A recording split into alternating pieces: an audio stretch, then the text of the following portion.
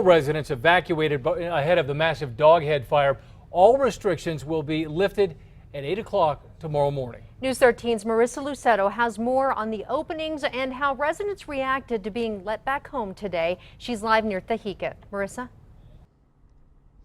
Dean, Jess, we just got this information a few minutes ago from the Torrance County Sheriff. Now, there will be what officials are calling a soft post, which means there's presence set up in certain areas that have been hit by the fire. Now, that includes Aceves Road from the northwest end of Monzano Morning Drive. Now, we're seeing more residents come home now that they're getting off of work, and deputies are letting them in as long as they have their IDs. They tell us it's been an emotional few days, and now they're just glad to be back. We're grateful. So we're glad it's over for us right now, but you know, there's still people that can't come back in, and hopefully soon that they will be coming home. It was up and down feelings, like any kind of thing like that.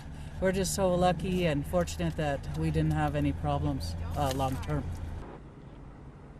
Electricity crews were out early this morning getting the power turned on in this area. Now, Torrance County deputies started allowing some residents in around 8 a.m. Residents who live south of La Pata Road off Highway 337 are now allowed back in, but everyone north of the road headed toward Chilili are still in the evacuated area and still have no power, but that will all change by tomorrow. Now, Sheriff Heath White says just because they've opened up some of the areas to residents doesn't mean his guys or state police have stopped patrolling.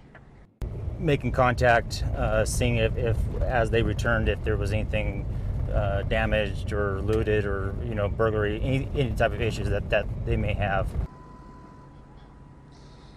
As we've mentioned, fire crews estimate they still have this fire contained at about 46%, but say today they should have having a good day and expect that number to increase by this evening. Now, as mentioned, all evacuations will be lifted by tomorrow morning, except for those areas that were hard hit, and we'll have those soft posts in some of the roads. Back to you.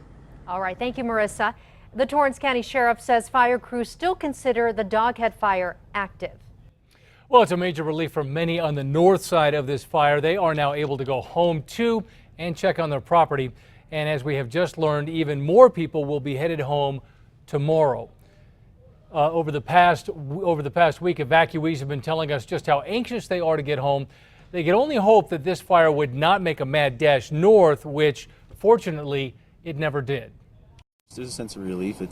I'm glad it didn't come this way, and I'm glad it didn't burn anybody else's houses. I feel sorry for the people that have lost their homes. It's not good.